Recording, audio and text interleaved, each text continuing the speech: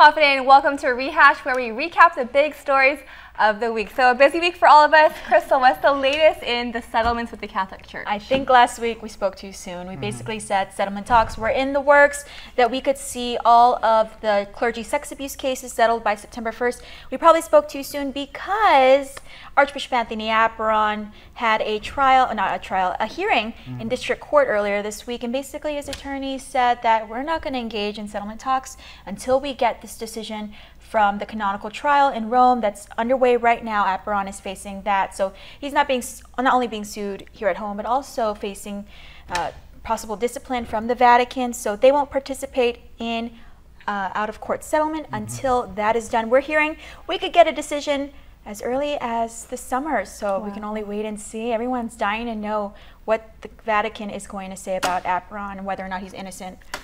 So that was a little twist from what we first expected. Another big surprise was your story, Nick. Right, it was a bizarre situation when I was over at the Dusutani Hotel earlier this week, where investigators, they swarmed the parking garage of that hotel in Tumon after learning that a woman who had reported she was kidnapped from the Kmart parking lot, forced to drive the alleged suspect, around to Tumon, where they ended up at that parking lot, and then the alleged suspect, she told investigators, stabbed her and took off. But apparently we learned through the investigation that never happened.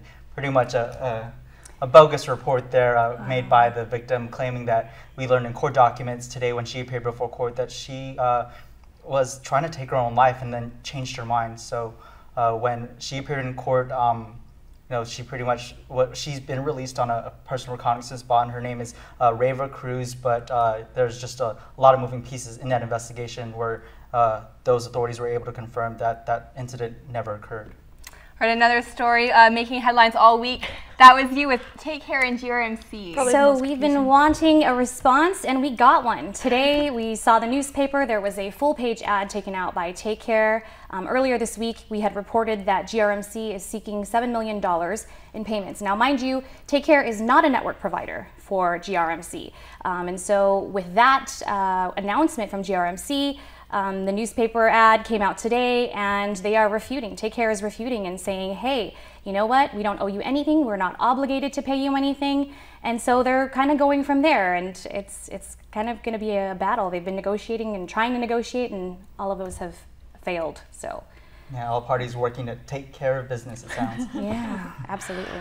Well, ending on a little bit on a lighter note, some good news for Simon Sanchez High School. So it's been in and out of the news, but just on Friday, Governor Eddie Calvo handed Simon Sanchez High School principal Carla Masnayan a $1.5 million check. So that's going to go to some major school repairs at the home of the Sharks, as well as to some repairs at 4 other schools.